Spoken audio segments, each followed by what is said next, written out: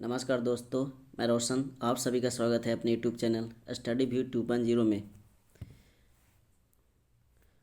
आज हम आप लोगों के लिए एक बार फिर से नए मॉडल प्रैक्टिस सेट के साथ आए हैं, जिसमें हम लोग करेंगे आज मॉडल प्रैक्टिस सेट नंबर 11। और ये बीपीएससी है ना।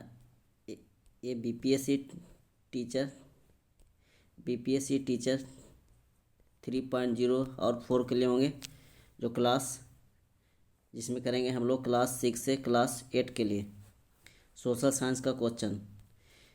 इसमें हम लोग करने वाले हैं सोशल साइंस का क्वेश्चन करेंगे। ठीक है, चलिए वीडियो को स्टार्ट करते हैं। स्टार्ट करने से पहले अगर आप लोग मेरे चैनल पर नए हैं तो चैनल को सब्सक्राइब कर दें। अगर वीडियो अच्छा लगे तो वीडियो को लाइक और ज़्यादा से ज़्यादा शेयर कर दें। चलिए स्टार्ट करते हैं आज का पहला क्वेश्चन से।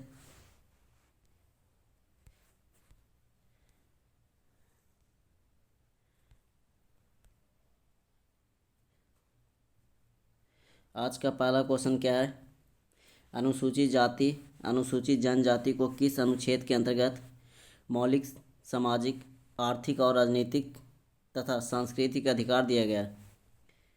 इसमें क्या पूछा कि अनुसूचित जाति, अनुसूचित जनजाति दोनों को किस अनुच्छेद के अंतर्गत मौलिक सामाजिक, आर्थिक, राजनीतिक और सांस्कृतिक क्या दिया गया? तो अधिकार दिया गया। तो इसका सही उत्तर क्या हो जाएंगे? ऑप्शन नंबर ई, इनमें से कोई नहीं। इसका क्या हो जाएंगे? इनमें से कोई नहीं। अनुच्छेद 17 के अनुसार बात करें तो अनुच्छेद 17 के अनुसार अस्पृश्यता का अंत जिसमें होता है, इसके अंतर्गत अनुसूचित जाति, अनुसूचित जनजाति को मौलिक सामाजिक और आर्थिक, राजनीतिक एवं सांस्कृतिक ये क्या दिया गया? अधिकार दिया गया। अनुच्छेद 17 में क्या है कि अस्पृश्यता का अंत है ना। अनुच्छेद 17 में अस्पृश्यता का अंत दिया गया। अनुच्छेद 18 की बात करें तो इसका हो जाएंगे उपाधियों का अंत। इसका क्या हो जाएंगे? उपाधियों का अंत है ना।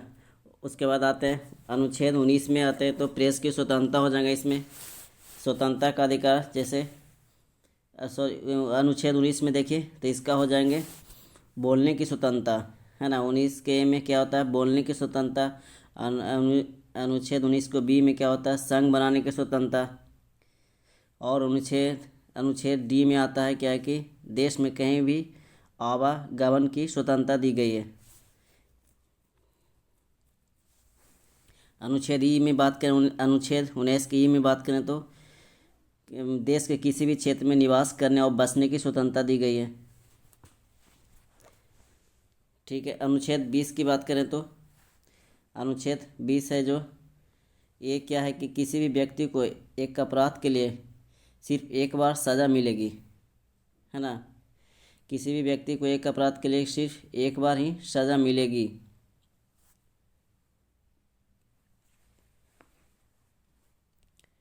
अगला देखिए, और अनुच्छेद 21 में क्या है कि अनुच्छेद 21 में दिया गया है ये शिक्षा का अधिकार।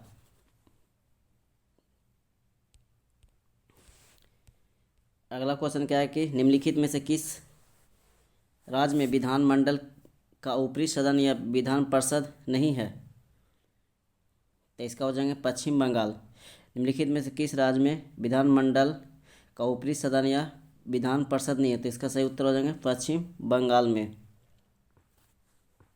भारतीय शासन अधिनियम 1935, भारतीय शासन अधिनियम 1935 के अधीन प्रथम 6 राज्यों को विधान परिषद का गठन किया गया था।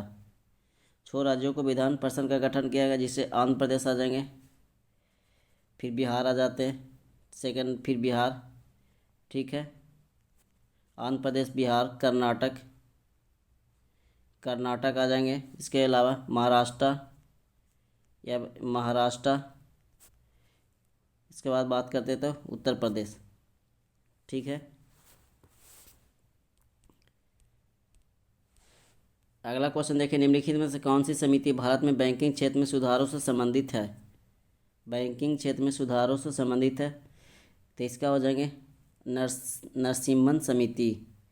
इसका क्या हो जाएंगे? नरसिम्हन समिति, जो बैंकिंग से क्या है, बैंकिंग क्षेत्र से सुधारों से संबंधित है। उसके बाद आते हैं चेलैया समिति। तो चेलैया समिति का संबंध किससे? तो कर सुधार। इसका क्या हो जाएंगे? कर सुधार से। चेलैया समिति का संबंध है जो, इसका हो जाएंगे कर सुधार से, है ना। कस्तूरी रंगन समिति। कस्तूरी रंगन समिति की बात करें तो राष्ट्रीय शिक्षा नीति का मसौदा तैयार करने किससे संबंधित है? राष्ट्रीय शिक्षा नीति का मसौदा तैयार करने से संबंधित है। इसका हो जाएगा कस्तूरी रंगन समिति। तेंदुलकर समिति की बात करें तो भारत में निर्धनता का आकलन से संबंधित है। तेंदुलकर समिति है जो भारत में निर्धनता के आकलन से संबंधित है।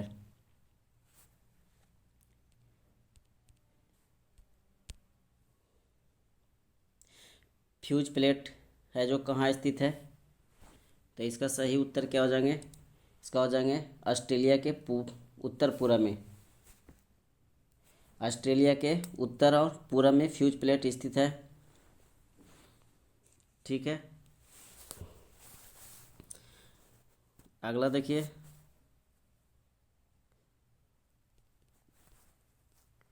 मंगलुरु से कन्याकुमारी तक तटीय क्षेत्र को क्या कहा जाता है? मंगलुरु से कन्याकुमारी तक तटीय क्षेत्र को क्या कहा जाता है? तो इसका सही उत्तर हो जाएंगे मालाबार तट।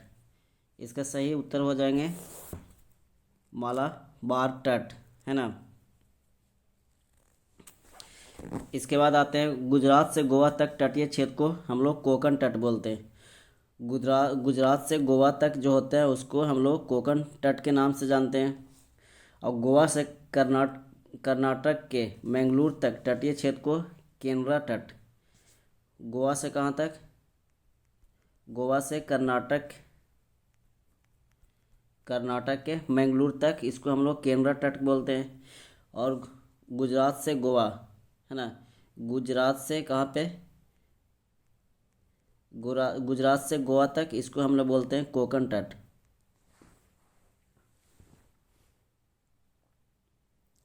ठीक है, वीरांगना दुर्गावती बाघ अभ्यारण्य किस राज्य का 7वां बाघ अभ्यारण्य बन गया है? वीरांगना दुर्गावती बाघ अभ्यारण्य किस राज्य का 7वां दुर्गावती बाघ अभ्यारण्य बन गया है?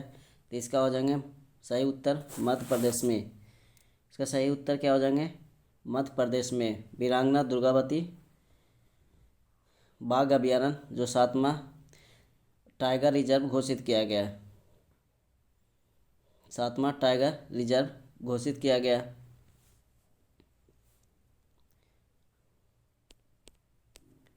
वर्ल्ड टैलेंट रैंकिंग रिपोर्ट 2023 में भारत का स्थान रहा था, तो भारत का स्थान क्या हो जाएंगे? इनमें से कोई नहीं, है ना। सही उत्तर हो जाएंगे इनमें से कोई नहीं। वर्ल्ड टैलेंट रैंकिंग में भारत का क्या हो गया था कि 4 पायदान नीचे चला गया था। और उसके अनुसार दुनिया का 64वां अर्थव्यवस्था में भारत का 4 पायदान नीचे फिसल कर टैलेंट रैंकिंग में क्या आ गया था? 56। इसका क्या आ गया था? 56 स्थान।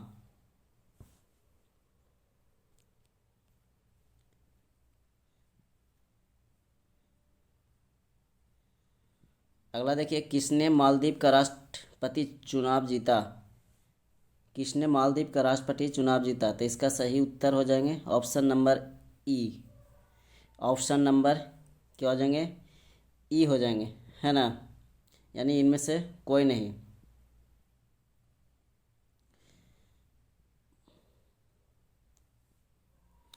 तो इसका सही उत्तर क्या हो जाएंगे? ऑप्शन नंबर ई, इनमें से कोई नहीं। अगला क्वेश्चन देखिए, वित्तीय समावेशन सूचकांक पिछले साल मार्च 2022 में 56.4 से बढ़कर मार्च 2023 में क्या हो गया? तो हो जाएंगे 65.9। इसका हो जाएंगे 65.9। Global innovation index 2023। Global innovation index 2023 में भारत रैंकिंग में भारत का स्थान क्या था? तो 2023 की बात करें तो इसका हो जाएंगे 40वें स्थान। इसका क्या हो जाएंगे? 40वें स्थान। मुगल कालीन प्रसिद्ध गायक तानसेन किस भारतीय संगीत शैली से संबंध रखते हैं? तो हो जाएंगे ध्रुपद। इसका क्या हो जाएंगे? तानसेन का ध्रुपद। तानसेन का मूल नाम क्या था? तो रामतनु पांडे, है ना, रामतनु पांडे।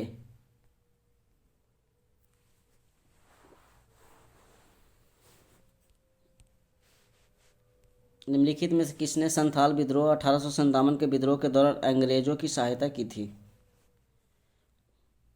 तो इसका हो जाएंगे महाराज मेहताब चंद। महाराज मेहताब चंद। महाराज मेहताब चंद ने संथाल विद्रोह को 1857 के दौरान क्या किया था कि अंग्रेजों को सहायता की थी। 1928 में वल्लभ भाई पटेल ने भू राजस्व यानी वृद्धि के विरोध में गुजरात के डैश तालुका में किसान आंदोलन का नेतृत्व किया था। तो हो जाएंगे बारदोली आंदोलन, है ना, बारदोली आंदोलन, बारदोली से। इसी समय क्या हुआ था कि गुजरात के महिलाओं की ओर से गांधी ने वल्लभ भाई पटेल को सरदार की उपाधि प्रदान की थी। सरदार की उपाधि प्रदान की थी।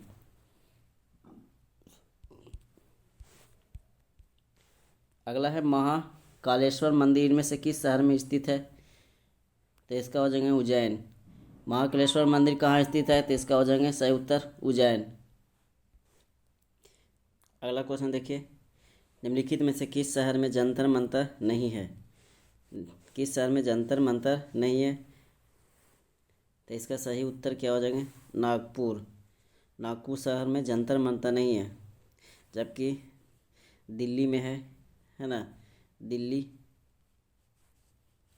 इसके अलावा बात करें तो जयपुर, उज्जैन, उसके बाद मथुरा आ जाएंगे, उसके बाद वाराणसी। यहाँ पे क्या है? जंतर मंतर स्थित है। इसका निर्माण की बात करें तो इसका निर्माण सवाई जयसी के द्वारा किया गया था। सवाई जयसी के द्वारा जंतर मंतर का निर्माण। ठीक है, अगला क्वेश्चन बढ़िए। भारत का सबसे पूर्वी राज्य कौन सा है? भारत का सबसे पूर्वी राज्य कौन सा है? तो हो जाएंगे अरुणाचल प्रदेश। भारत का सबसे पूर्वी राज्य कौन सा हो जाएंगे? तो अरुणाचल प्रदेश।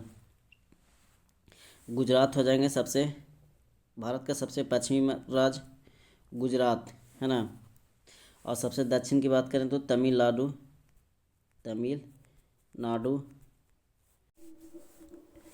अगला क्वेश्चन है कि भारत और चीन के बीच सीमा रेखा का क्या नाम है? तो इसका हो जाएंगे मैकमोहन रेखा। उसके बाद रेड क्लिफ रेखा हो जाएगा भारत और पाक के बीच है।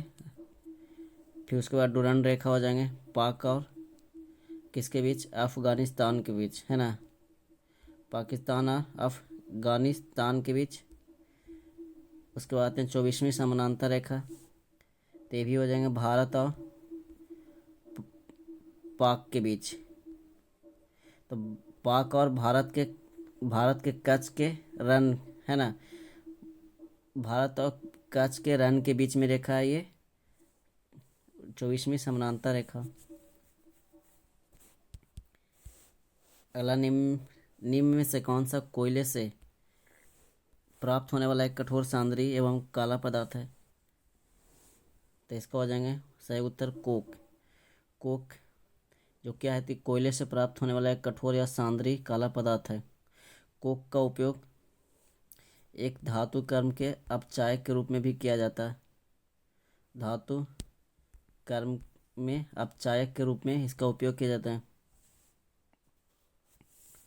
और कोक का उपयोग हम लोग ईंधन के रूप में भी करते हैं। कोक का उपयोग ईंधन के रूप में, है ना, या कांच या ईंट बनाने के लिए भी किया जाता है।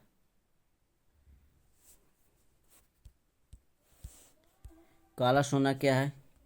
तो काला सोना हो जाएंगे इसका सही उत्तर देखिए हो जाएंगे option number B, petrol. Petrol को काला सोना कहा जाता है। पेट्रोल को काला सोना कहा जाता है। अगला, सतलुज और काली नदियों के बीच, सतलुज और काली नदियों के बीच स्थित हिमालय के हिस्से को क्या कहा जाता है? सतलुज और काली नदियों के बीच हिस्से को क्या कहा जाता है? तो आ जाएंगे सतलुज और काली, है ना, सतलुज और काली हो जाएंगे कुमाऊं। इसको किस नाम से जानते हैं? तो कुमाऊं हिमालय। इसका देख लीजिए, हम बता देते हैं क्या क्या होते हैं। जैसे पहला आ जाएंगे पंजाब और, पहला आ जाएंगे पंजाब, एक मिनट,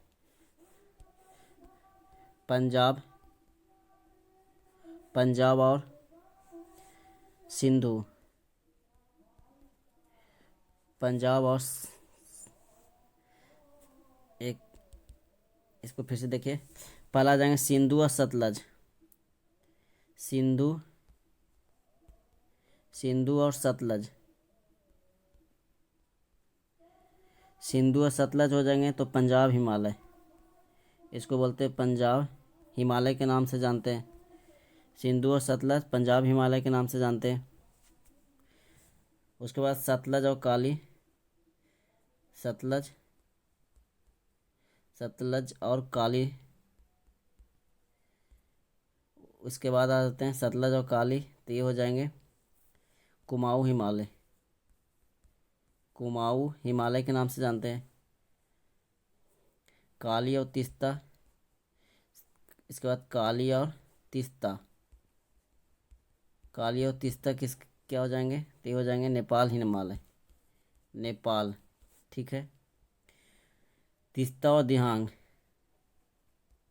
तीस्ता और दिहांग किसके बीच आ जाएंगे? तो ये हो जाएंगे असम हिमालय, असम, ठीक है। इसको सीरियल वाई में देख लीजिए, इसको सीरियल वाई में एक बार कर देते हैं। सीरियल वाई में देखिए, यहाँ पे हो जाएंगे सिंध, यहाँ पे सिंध, इसके बाद यहाँ पे सतलज, सिंध और सतलज, इसके बीच में आ जाएंगे पंजाब हिमालय, पंजाब, फिर सतलज और काली, यहाँ पे काली, सतलज और काली, इसके बीच में कौन सा हिमालय आ जाएंगे? तो कुमाऊं, है ना, कुमाऊं, ठीक है। इसके बाद काली और, यहाँ पे काली और तीस्ता, यहाँ पे तीस्ता हो जाएंगे, तीस्ता, काली और तीस्ता के बीच में कौन सा हिमालय है? तो नेपाल हिमालय, ठीक है। इसके बाद तीस्ता और लास्ट में दिहांग, दिहांग जो ब्रह्मपुत्र नदी है ना जिसको बोलते हैं असम में, यहाँ पे दिहांग, तो इस दोनों के बीच में कौन सा हिमालय हो जाएंगे? तो असम में है तो असम हिमालय, ठीक है। यहाँ तक आप लोग सभी समझ गए होंगे। पहला सिंध और सतलज के बीच पंजाब हिमालय, सिंध और सतलज के बीच पंजाब हिमालय, काली और सतलज के बीच कुमाऊं हिमालय, काली और तीस्ता के बीच नेपाल हिमालय, और तीस्ता और दिहांग के बीच असम हिमालय, ठीक है। यहाँ तक अगला देखिए, बुंदेलखंड और बघेलखंड भारत के किस भौगोलिक विशेषता का हिस्सा है? बुंदेलखंड और बघेलखंड, तो इसका हो जाएंगे प्रायद्वीपीय पठार, इसका क्या हो जाएंगे? प्रायद्वीपीय पठार के, जो क्या है कि प्रायद्वीपीय पठार का विस्तार ज़्यादातर उत्तर पश्चिम में अरावली, उत्तर पश्चिम में अरावली पर्वतमाला से उत्तर पूर्व में राजमहल की पहाड़ियाँ तक, उत्तर पूर्व में कहाँ तक? तो राजमहल की पहाड़ियाँ, है ना, उत्तर पूर्व में राजमहल की पहाड़ियाँ तक होती हुए, या उत्तर पूर्व में शिलांग एवं कॉर्बी एक लॉन्ग पहाड़ियों तक जाती है। बुंदेलखंड की बात करें तो इसका हो जाएगा उत्तर प्रदेश, है ना, यूपी, यूपी, उसके बाद एमपी, यूपी एमपी, है ना, एमपी वाले क्षेत्र, यूपी और एमपी वाले क्षेत्र में आ जाते हैं बुंदेलखंड। बघेलखंड आ जाएंगे एमपी और छत्तीसगढ़ वाला, है ना, एमपी और छत्तीसगढ़ वाला क्षेत्र।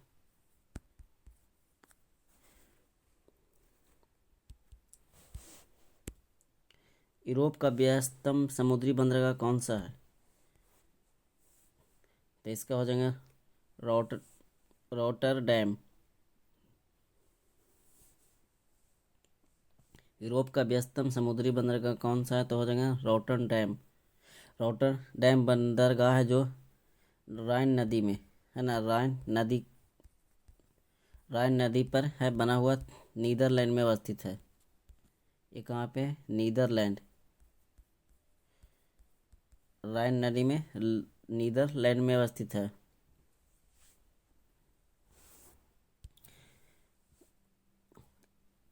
एंटवर्प बंदरगाह की बात करें तो ये फ्रांस में हो जाएंगे। एंटवर्प, है ना, ले हावरे, सॉरी, ले हावरे हो जाएंगे जो फ्रांस में हो जाएंगे। ले हावरे फ्रांस में हो जाएंगे। एंटवर्प की बात करें तो इसका हो जाएंगे बेल्जियम, इसका बेल्जियम हो जाएंगे। उसके बाद साउथ टैम्पटन, तो इसका क्या हो जाएगा? इंग्लैंड। साउथ टैम्पटन तो इंग्लैंड देश में हो जाएंगे बंदरगाह। अगला क्वेश्चन देखिए, नक्शे के अध्ययन को क्या कहा जाता है? तो इसका हो जाएगा कार्टोग्राफी। नक्शे के अध्ययन को क्या बोलते हैं? कार्टोग्राफी। जियोग्राफी का अध्ययन क्या होता है कि पृथ्वी के ऊपरी स्वरूप तथा उसके प्राकृतिक विभागों का अध्ययन किया जाता है जियोग्राफी में। ऊपरी स्वरूप और पृथ्वी के उसके प्राकृतिक विभागों का अध्ययन किया जाता है। कैलीग्राफी क्या होता है? इसका होता है लेखन का कला का अध्ययन। लेखन कला का अध्ययन कैलीग्राफी। जियोलॉजी क्या होता है कि ठोस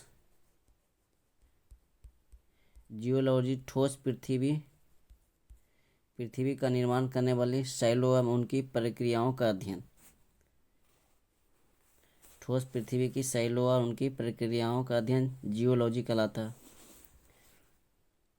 यहाँ तक क्लियर है?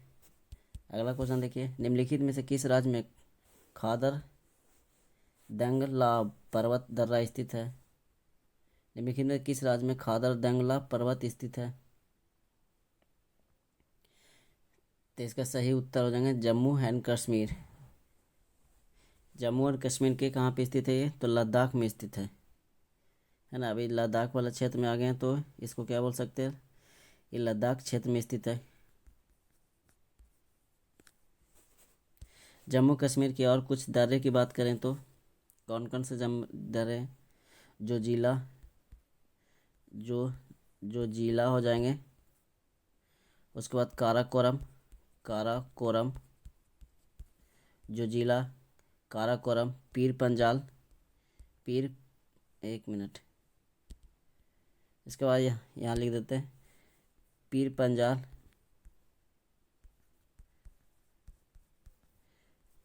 पंजाल हो गए। इसके बाद आते हैं बनिहाल, है ना, बनिहाल दर्रा,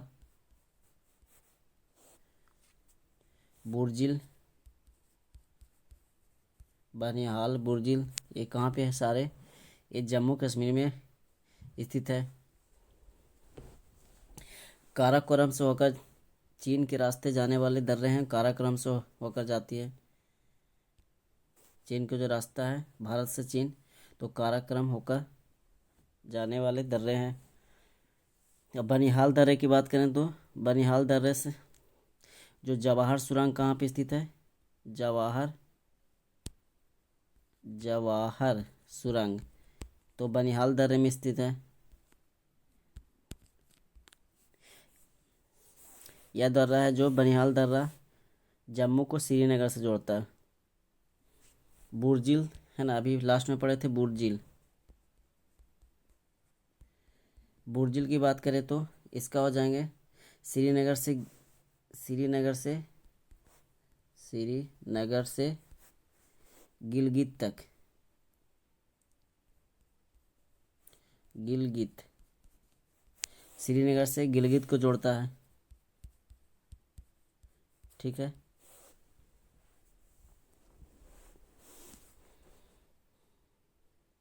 अगला क्वेश्चन देखिए, अमीन द्वीप और मिनिकॉय किस भारतीय केंद्र शासित प्रदेश के हिस्से है? तो इसका हो जाएंगे option number D Lakshadweep.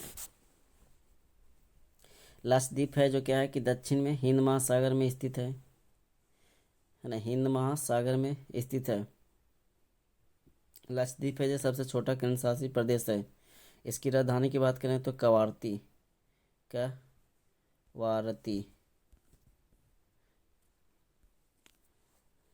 Lakshadweep समूह में कुल 36 द्वीप है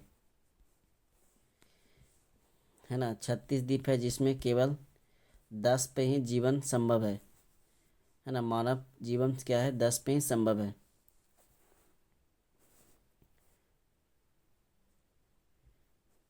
ठीक है। अगला देखिए, भौतिक भूगोल की कौन सी शाखा स्थलाकृतियों की उनकी उत्पत्ति एवं संबंधित प्रक्रियाओं के अध्ययन के लिए समर्पित है? तो हो जाएंगे भू आकृतिक विज्ञान। इसका क्या हो जाएंगे भू आकृतिक विज्ञान। जल विज्ञान क्या होता है कि वायुमंडल या तो वायुमंडलीय दशाओं या तो उससे संबंधित मौसमी परिघटनाओं का अध्ययन किया जाता है।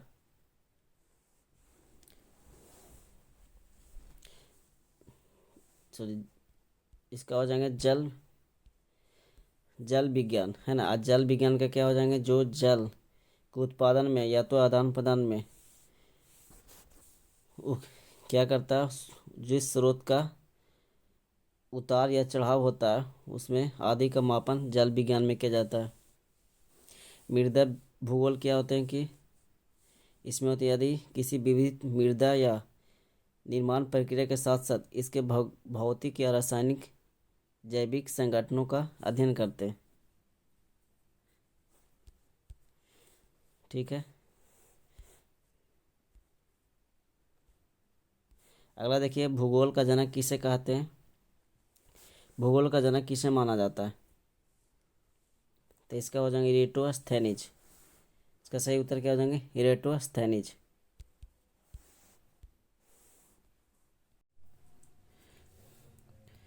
अगला क्वेश्चन देखिए, हिंदू वृद्धि नामक शब्द किसने गढ़ा था जिस क्या हो जाएगा जिसे भारतीय अर्थव्यवस्था में निम्न वृद्धि दर वाली अवधि के रूप में संदर्भित किया जाता है? तो इसका उत्तर हो जाएंगे राजकृष्ण। इसका हिंदू वृद्धि दर नामक प्रसिद्ध अर्थशास्त्री प्रोफेसर राजकृष्ण ने गढ़ा था, जिसे भारतीय अर्थव्यवस्था में निम्न आर्थिक वृद्धि दर वाली अवधि के रूप में संदर्भित किया जाता है।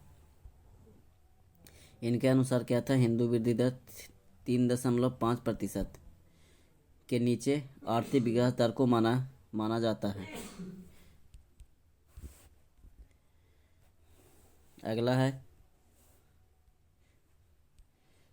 अगला देखिए, कौन सा सरकारी संगठन भारतीय प्रतिभूति बाजार में सक्रिय सभी निवेशों को प्रमुख नियामक है? तो इसका हो जाएंगे सेबी।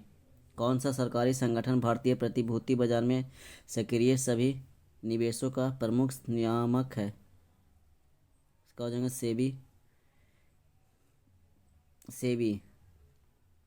सेबी जो है 12 अप्रैल अप्रैल 1988 को, 12 अप्रैल 1988 को एक गैर संवैधानिक निकाय के रूप में किया गया था इसकी स्थापना। ठीक है। सेबी सेबी की बात करें तो ये क्या है कि एक इसका मुख्यालय कहाँ पे है तो मुंबई में है। इसका मुख्यालय तो मुंबई में हो जाएंगे। अगला क्वेश्चन है अर्थव्यवस्था के आकार के लिए सर्वाधिक प्रयुक्त माप कौन सा है। अर्थव्यवस्था के आकार माप के लिए सर्वाधिक प्रयुक्त माप है जो कौन सा है तो इसका हो जाएंगे सकल घरेलू उत्पाद, जीडीपी। इसका क्या हो जाएंगे जीडीपी, सकल घरेलू उत्पाद। नेक्स्ट क्वेश्चन देखिए, निम्नलिखित में से कौन सा गणतंत्र दिवस के अवसर पर राजपथ पर भाषण देते हैं, है ना, किस पे राजपथ पे भाषण देते हैं तो गणतंत्र दिवस के अवसर पर भारत के राष्ट्रपति है ना राजपथ पे क्या करते हैं भाषण देते हैं। 26 जनवरी 1950 को जब संविधान पूर्ण लागू हुआ था उस समय 26 जनवरी लागू हुआ था। उसके बाद 26 जनवरी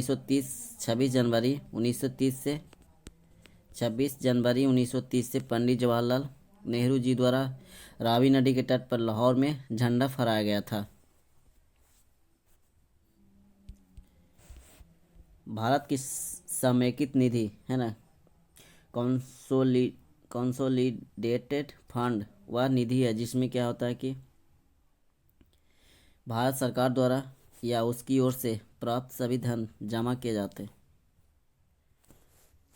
संचित निधि भारतीय संविधान के अनुच्छेद की बात करें तो 266 में है।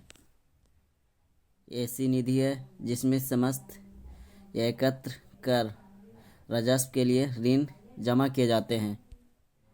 भारत की सबसे बड़ी निधि है जो कि संसद के अधीन रखी जाती है। अगला क्वेश्चन देखिए, राज्यसभा के बारे में सही कथन का चयन करें।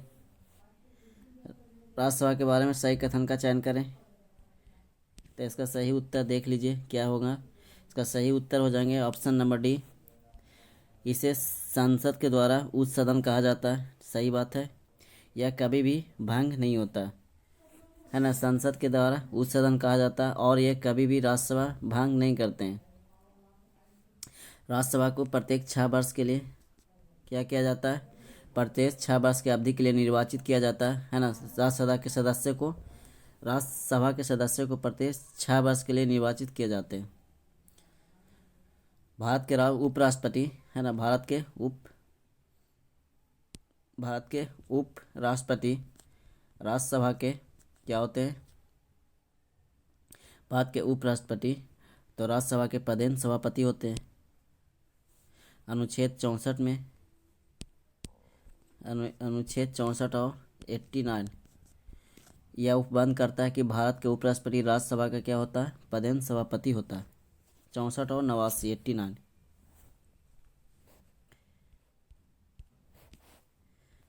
अगला देखिए,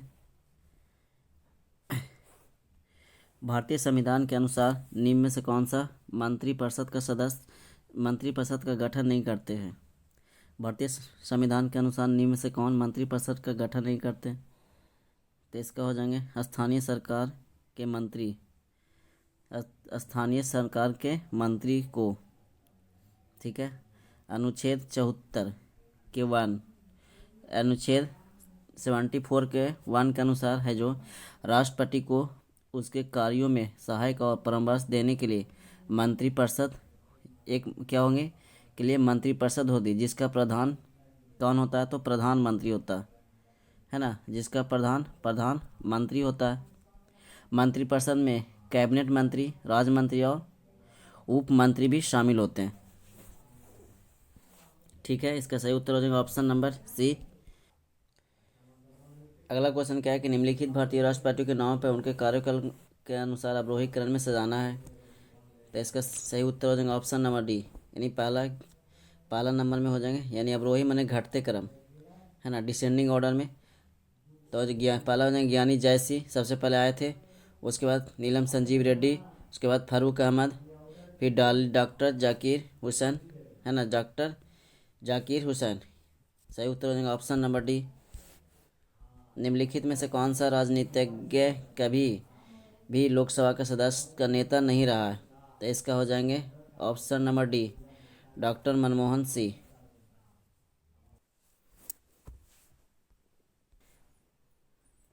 अगला क्वेश्चन है, निम्नलिखित में से कौन सा राजनीतिज्ञ कभी भी लोकसभा के सदस्य नेता नहीं रहे? तो इसका हो जाएंगे मनमोहन सिंह। अगला है, निम्नलिखित में से किस पूर्व भारतीय राष्ट्रपति ने सबसे कम अवधि के लिए पदभार संभाला है? निम्नलिखित में से किस पूर्व भारतीय राष्ट्रपति ने सबसे कम अवधि के लिए पदभार संभाला है? तो इसका हो जाएंगे डॉक्टर जाकिर हुसैन। तो सही उत्तर हो जाएंगे डॉक्टर जाकिर हुसैन। अगला देखिए, राष्ट्रपति शासन के अधीन किसी राज्य का बजट डैश के समक्ष पेश किया जाता है? लोकसभा के द्वारा। इसका हो जाएंगे लोकसभा। भारतीय संविधान के अनुसार इनमें से कौन सा राज्य कार्यपालिका का अंग है? तो इसको हो जाएंगे राज्य के राज्यपाल। राज्य के राज्यपाल के द्वारा अनुच्छेद 168 के अनुसार प्रत्येक राज्य के लिए एक विधानमंडल होगा जो राज्यपाल और 2 सदनों से मिलकर बनेगा। राज्यपाल की नियुक्ति राष्ट्रपति के द्वारा किया जाता है अनुच्छेद 155 के तहत।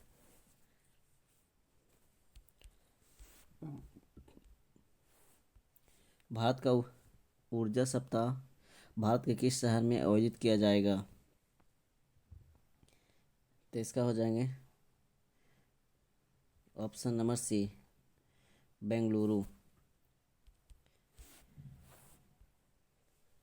सड़क सुरक्षा सप्ताह प्रतिवर्ष पूरे देश में मनाया जाता है। तो 11 जनवरी से 17 जनवरी।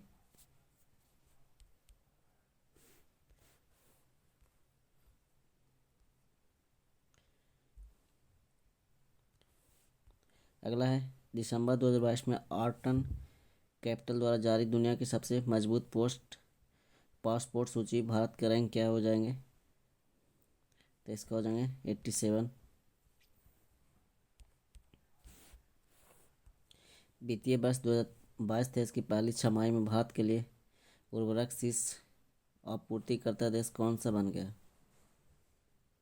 इसका हो जाएंगे रूस। लाइफ साइंस डेटा के लिए भारत के पहले रिपोर्टिंग का नाम क्या है? Indian biological data centre. Indian biological data centre ये कहाँ पे है? हरियाणा में। हरियाणा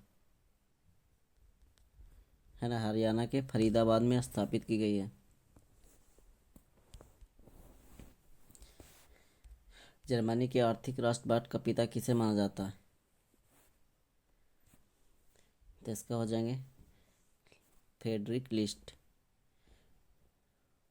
फ्रेडरिक लिस्ट को माना जाता है। विश्व कोश का संस्थापक कौन था? तो इसका हो जाएंगे दिदरो। विश्व कोश का संस्थापक कौन था? दिदरो। नाजीवाद किसका समर्थक था? नाजीवाद किसका समर्थक था? तो हो जाएंगे राज्य की सर्वोच्चता के सिद्धांत का।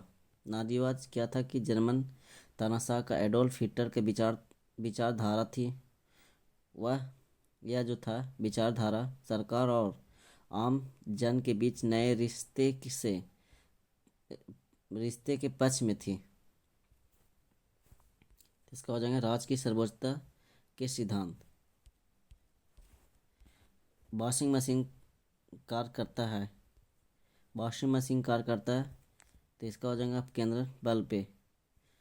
अपकेंद्रण बल पे कपड़ा साफ करने की मशीन, दूध से मक्खन निकालने की मशीन आदि है जो केंद्रीय बल के सिद्धांत पर काम करती है।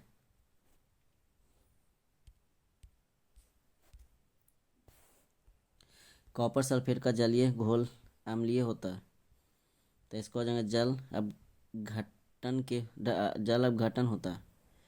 कॉपर सल्फेट का जलीय घोल है जो अम्लीय हो जाता है तो जल अपघटन होता है इसमें। उसके बाद शीतल पेय जैसे कोला पर्याप्त मात्रा में होती है तो इसका हो जाएंगे कैफीन की मात्रा। इसमें क्या होती है, कैफीन। एल्कोहलिएट की इसमें पर्याप्त मात्रा होता है। निकोटीन की बात करें तो इसके हो जाएंगे तंबाकू में, निकोटीन तंबाकू में हो जाएंगे।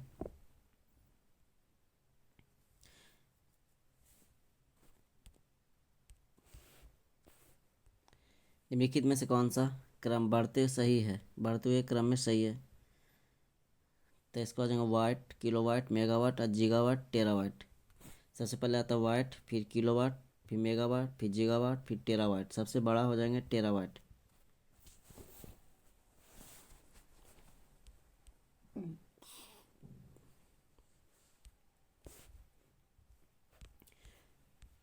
अगला क्वेश्चन देखिए, गति ऊर्जा किसके बराबर है? तो इसका हो जाएगा हाफ एम बी स्क्वायर। गति ऊर्जा का फॉर्मूला होता है हाफ एम बी स्क्वायर।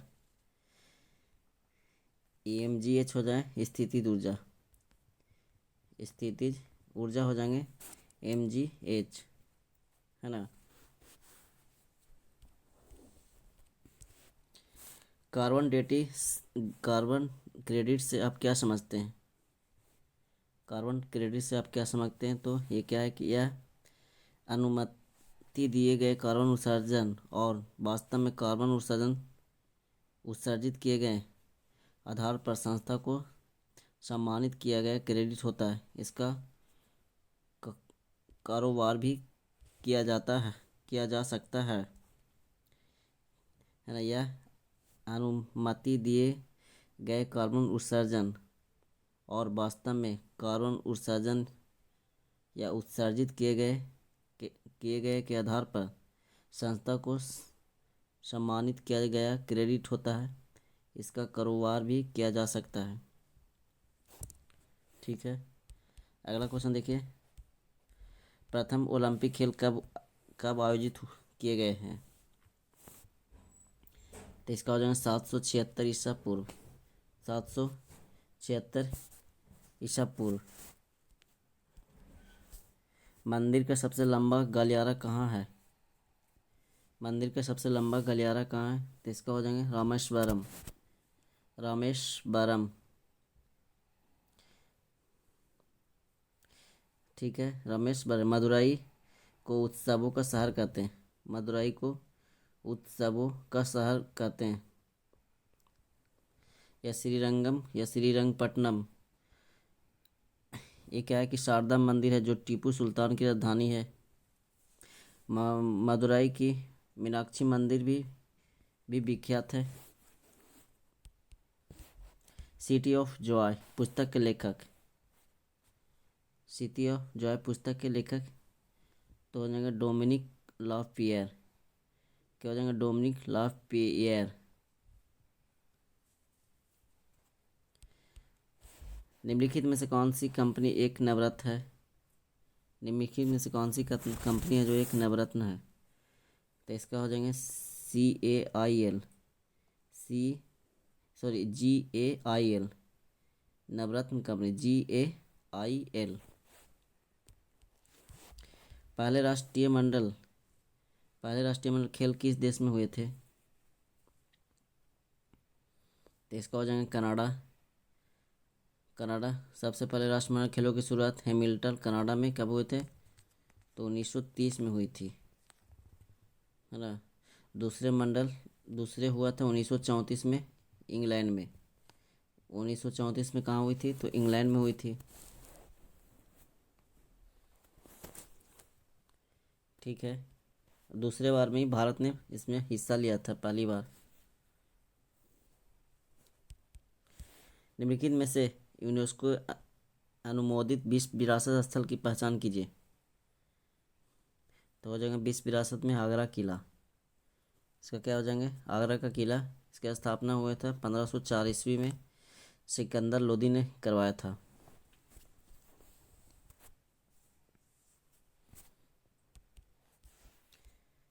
अगला क्वेश्चन देखिए, एक मिनट।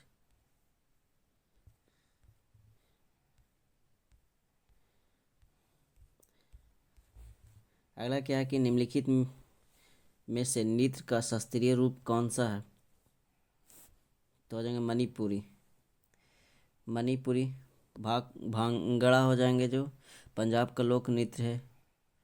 भांगड़ा पंजाब का लोक नृत्य है ना। शास्त्रीय नृत्य की बात करें तो ये हो जाएगा मणिपुर है जो शास्त्रीय नृत्य है।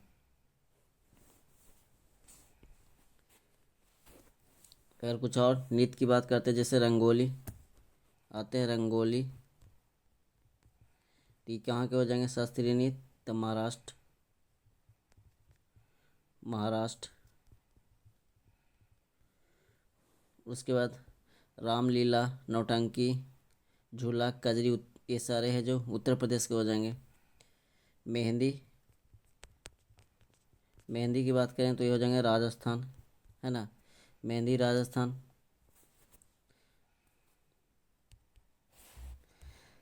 अगला है धार्मिक त्यौहार दुर्गा पूजा किस राज्य में उत्सव से मनाया जाता है? तो इसका उत्तर आप लोगों के लगभग सभी को पता होंगे। सही उत्तर हो जाएंगे पश्चिम बंगाल। निम्नलिखित में से कौन सी झूठ का पता लगाने के लिए मशीन है? तो झूठ का पता लगाने वाले मशीन को हम लोग पॉलीग्राफ बोलते हैं। पॉलीग्राफ बोलते हैं। इसकी खोज लगभग कब हुई थी? 1921 ईस्वी में। 1921 में की गई थी ऑगस्टन लॉर्सन के द्वारा, है ना। ऑगस्टन लॉर्सन के द्वारा, यहाँ लिख देते हैं ऑगस्टन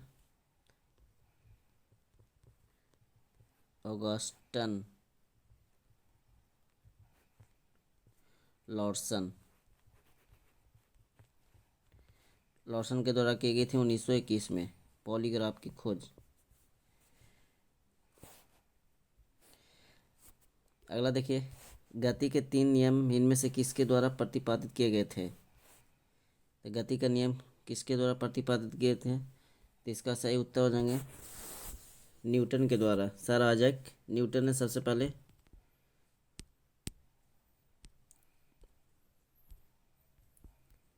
1687 ईस्वी में अपनी पुस्तक प्रिंसिपिया में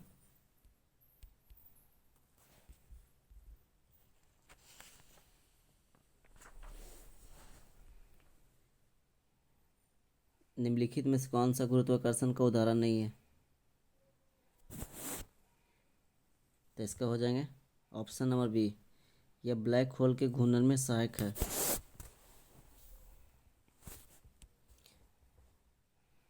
बाकी ग्रहों के वायुमंडल को उनके अलग होने की रोकना ये है। तारों का आपस में जोड़े रखना ये भी है। चांद की उसकी कक्षा में स्थित होना ये भी हो जाएंगे गुरुत्वाकर्षण के नियम। बाकी ऑप्शन नंबर बी है जो सही नहीं है।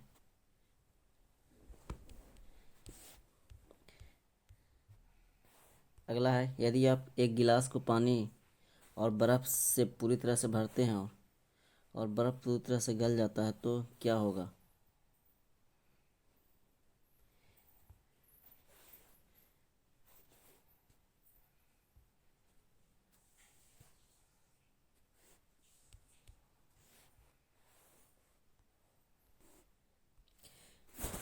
अगला है, यदि एक तरंग की आवृत्ति बढ़ती है तो इसकी तरंगदैर्घ्य पर क्या असर होगा?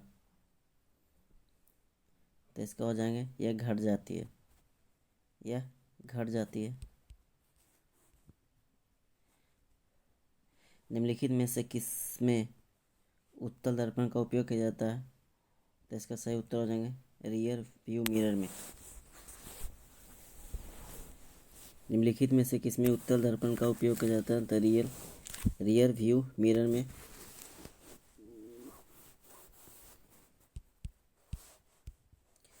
अगला है, निम्नलिखित में से कौन सा परमाणु के बारे में सही नहीं है? तो इसका सही उत्तर है दो तत्वों के परमाणु समान होते हैं। सही नहीं है। बाकी वे 10^10 स्वयं के क्रम के प्रसर के होते हैं। ठीक है। परमाणु आकार में बहुत छोटा होता है, ये भी सही है। एक तत्व के परमाणु सभी अवस्थाओं में समान होते हैं, ये भी सही है। अगला देखिए, सल्फ्यूरिक एसिड के साथ मिश्रित होने पर लिटमस विलयन का रंग कैसा बनेगा? तो लाल। सल्फ्यूरिक एसिड के साथ मिश्रित होने पर लिटमस विलयन का रंग कैसा बनेगा? लाल। हीलियम को छोड़कर सभी नोबल गैसों को बाहरी कोषों में कितने इलेक्ट्रॉन होते हैं? तो इसको हो जाएंगे 8। क्या हो जाएंगे? 8 इलेक्ट्रॉन।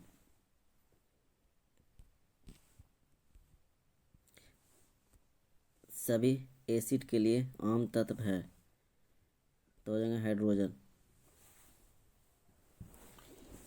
इसका सही उत्तर हो जाएंगे हाइड्रोजन। सभी एसिड के लिए आम तत्व हाइड्रोजन।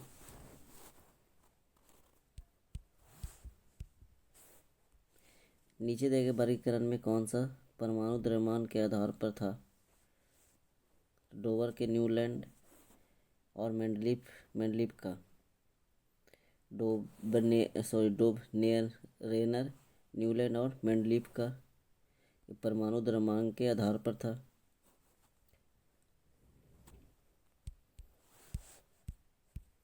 माचिस की तिलिया में होता है, तो इसका हो जाएगा फास्फोरस। इसमें लाल फास्फोरस का प्रयोग किया जाता है। ठीक है। इसमें क्या होता है कि लाल फास्फोरस का प्रयोग किया जाता है।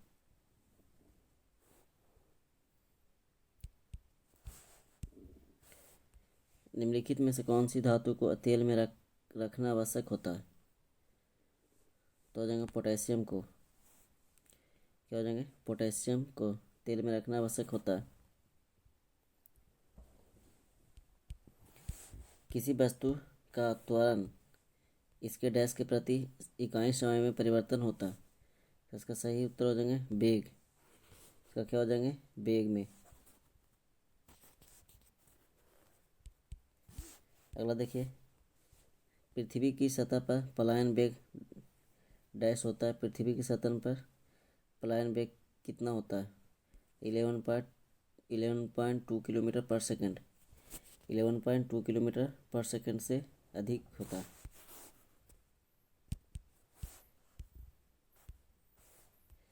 सौर कुकर के अंदर का रंग क्या होता है? तो हो जाएंगे काला। इसका क्या हो जाएंगे? काला।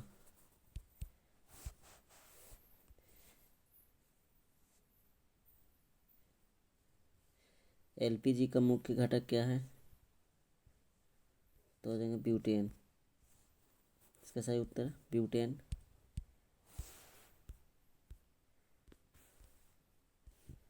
अगला क्वेश्चन देखिए, और ये आज का लास्ट क्वेश्चन है। गैली के पीले लाइट में किसका प्रयोग किया जाता है?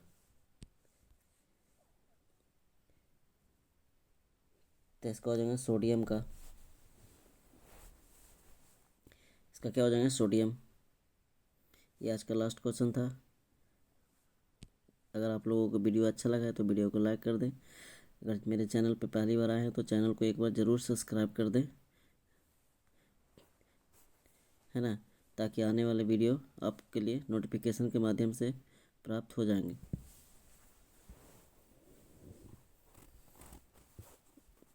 वीडियो के अंत तक बने रहने के लिए सभी को धन्यवाद।